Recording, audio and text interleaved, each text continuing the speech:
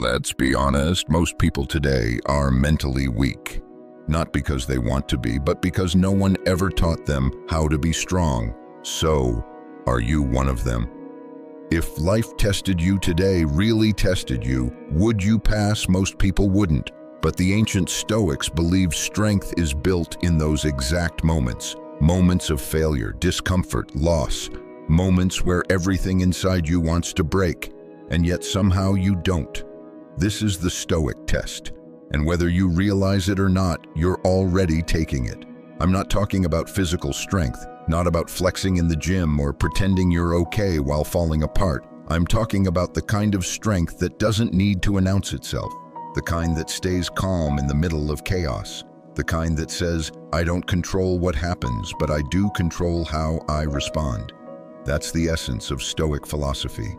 It's not about suppressing emotion, it's about mastering your response.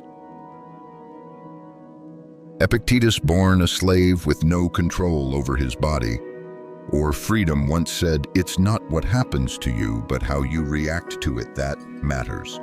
The Stoics weren't detached theorists sitting in libraries. They were emperors, soldiers, prisoners. They were tested in battlefields, courts, and personal tragedies. Their philosophy wasn't for debate, it was for survival. Take Marcus Aurelius. Ruler of the Roman Empire, he could have indulged in luxury, power, and ego, but instead he wrote Meditations, a private journal reminding himself how easy it is to lose control of the mind, to get angry, to seek revenge. But he chose restraint. He chose discipline. He chose character. He wrote, if it's endurable, then endure it. If it's not, then stop complaining. That's the Stoic test. And you take it every single day. It shows up in the smallest moments, when someone insults you and you choose not to retaliate. When you're tempted to procrastinate and you show up anyway. When you feel like the victim but choose to act like the student. This is what Stoic philosophy is really about. It's not cold, it's not robotic, it's the art of remaining human. In a world that constantly tries to shake your center, imagine this, you're standing on the shore, the waves crash, anger, fear, rejection. But instead of running from them, you learn to stand still, let them hit, let them pass. And when the water calms, you're still there, whole, grounded, present. Seneca wrote, a gem cannot be polished without friction, nor a man perfected without trials. Every hardship is a whetstone, every difficulty a forge. And life is the blacksmith. That breakup, it's not just pain, it's a test of grace. That failure, not the end, but a test of perseverance. That insult, a test of ego. That delay, that illness, that unfairness, a test of patience, of character, of inner freedom. And make no mistake, this test doesn't care how much you know. It only cares how you act. Because Stoic philosophy was never about ideas. It's about action, embodied, daily. So when the job is lost, the plans fall through, the people disappoint. What do? Do you panic, blame, collapse, or do you breathe? Recenter, respond with clarity.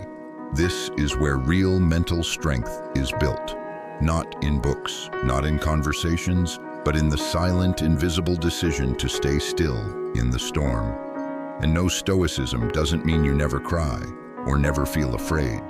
It means you learn to feel deeply without becoming a slave to the feeling. You can mourn but still move forward. You can feel pain but not lash out. You can be afraid and still choose the brave path. In a culture that glorifies instant outrage and emotional reactivity, the Stoic path feels radical. It calls you to respond slowly with principle, with integrity. To choose peace when everything around you screams for chaos. And that's where the power lies. Not in controlling the outside world, but in mastering the only domain that truly belongs to you, your mind. So if you're listening to this and wondering, am I mentally strong? Understand this, mental strength isn't something you're born with. It's something you choose again and again, in moments of difficulty, in discomfort, in silence. every time you choose virtue over impulse, every time you hold your tongue when ego wants to speak, every time you face discomfort with dignity, you are passing the test. And no, it won't make headlines, you won't get a trophy, but you'll walk taller, you'll sleep deeper, you'll face life with a calm that can't be faked. And in time, people will notice, not because you say you're strong, but because you live like someone who is. So I'll ask again, are you mentally strong? If you're not sure, good. Because awareness is the first step. Now comes the second action: practice, discipline, reflection, courage. You don't need to control everything, you just need to rule yourself. And when you do, the storms will still come, but you'll stand unshaken. That's the Stoic way. If this message stirred something in you, if you feel the pull to live more grounded, more intentional, more powerful, then welcome. This isn't just a video, it's a doorway. Subscribe if you want more Stoic philosophy, more mental clarity, more strength that lasts. And until next time, remember, you are being tested, and the test is your greatest teacher.